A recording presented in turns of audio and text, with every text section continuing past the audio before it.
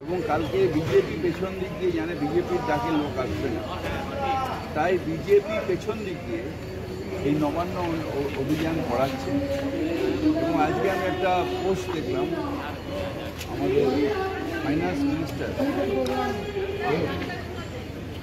তার একটা পোস্ট লাশ দরকার, অর্থাৎ বিজেপি লাশ চাইছে, লাশের ওপর দাঁড়িয়ে নবান্নয় আসবে দিবা স্বপ্ন দেখে, একটা ইলেকটেড সরকার তাকে ফেলে দেবে। মমতা ব্যানার্জি বিজেপির দয়ায় আসেনি,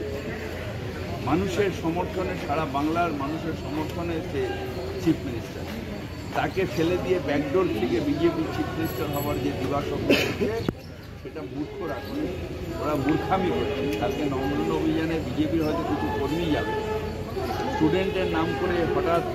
বয়স কমিয়ে কিছু পুরো ধাম যাবে, কিছু নবান্ন অভিযান হবে না, এটা মানুষ বুঝতে পেরে।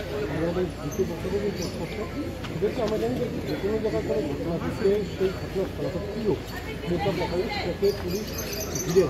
দেখা যাচ্ছে 9 তারিখ যে ঘটনা ঘটেছিল মৃতদেহ উদ্ধার হওয়ার পর একটি ভিডিও ভাইরাল হয়েছে, যেখানে দেখা যাচ্ছে সিনেমার হলের মধ্যে গিজ করছে লোক পুলিশের উপর, মানে পুরো ক্ষতিগ্রস্ত আর না, আমি যেটা দেখেছি, আমিও দেখেছি, ওই সময় ঢুকে গেছিল, কিন্তু তারপর যখন ফরেন্সিক আসার পরে পুরোটাকে ব্যারিকেডিং করে ওটাকে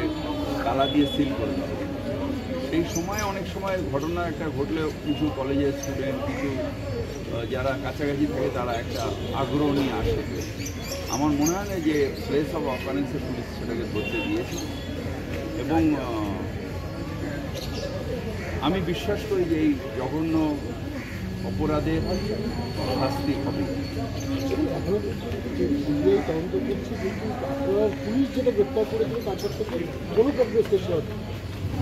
এটা কোর্ট বিচার করা উচিত।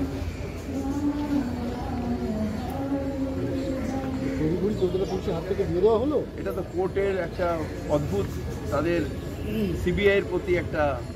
কেন জানি না একটা আছে, বিশ্বাস আছে, কিন্তু কলকাতা পুলিশও তদন্ত করতে পারে এবং তার দোষী ব্যক্তিকে খুঁজে বার করতে পারে, এটা তার